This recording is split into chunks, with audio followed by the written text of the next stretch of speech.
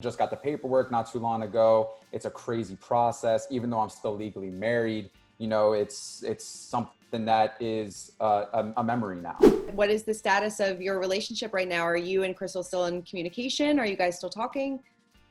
That's a really good question. I don't think I've like shed too much light on it yet, because I think now, as of late, it's becoming more real, the separation, which is turning obviously into a divorce, right? Just got the paperwork not too long ago. It's a crazy process, even though I'm still legally married. It's something that is a memory now, right?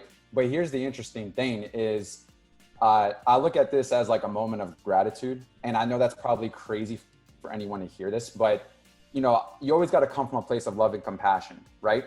There are just some things in life that you can't control. And there are things in life that we go through where we might think we want something, but God has other plans, or there's another path, right? Energetically, that's just not the route that you're going to continue to go on. And so, as far as like an update, like, Krystal has moved on, right? She has. And for me, I've accepted that. But more importantly, I've also looked at it as I'm grateful for those few years. Like, I take nothing back, like no regrets. And like I said, like now it's time to focus on me. I think I had so much energy putting into the relationship that I abandoned myself. And so now, like I'm making sure that I'm a priority, and I'm going to be focusing on kind of what's going to help me become better moving forward. And I think, at the end of the day, always make sure that never come from a place of anger and resentment. Like, you get nowhere with that. And so we've been private about everything. Right. And I think that, I'd rather be private than be, in the public and animosity and going after one another. I just don't think that that's the answer. And so it's been a smooth transition, to say the least, as far as going through these steps. But, just grateful. And, in the future, whatever happens, happens. Yeah. Were you hopeful for a reconciliation? Yeah, I was at first. I mean, definitely had a lot of crying moments during this pandemic.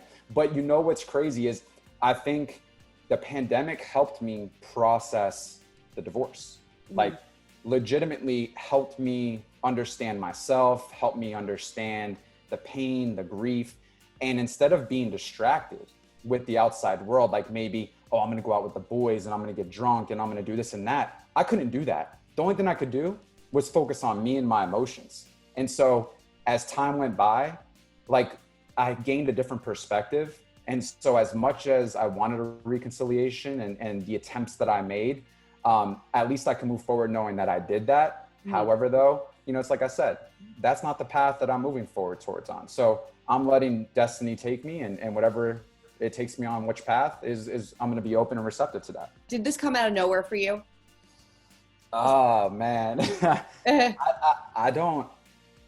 I would be lying if I said no, right? I mean, yes, I would be lying if I said yes, because there were definitely moments where there were either warning signs or there were just mixed signals, right? Mm-hmm. And I think for me, it's like Eric said, and I think one of the biggest issues was me going from one show to the next with really no time to process, because I think after I got eliminated from Becca season, it was only a couple weeks where I was back on another show. So like, I traveled back, my sister had a baby, and then I literally was back on a plane in Mexico. Mm-hmm. And so during this time is when I got out of Paradise, my season didn't air yet. So when I got my phone back, my mom was like, listen, I'm just forewarning you, you might want to not look at anything. And I'm like, oh God, this is not good. And so I had all of this scrutiny, negativity, and I couldn't process it or focus on that or just be able to address it, because I had in a relationship. I was engaged.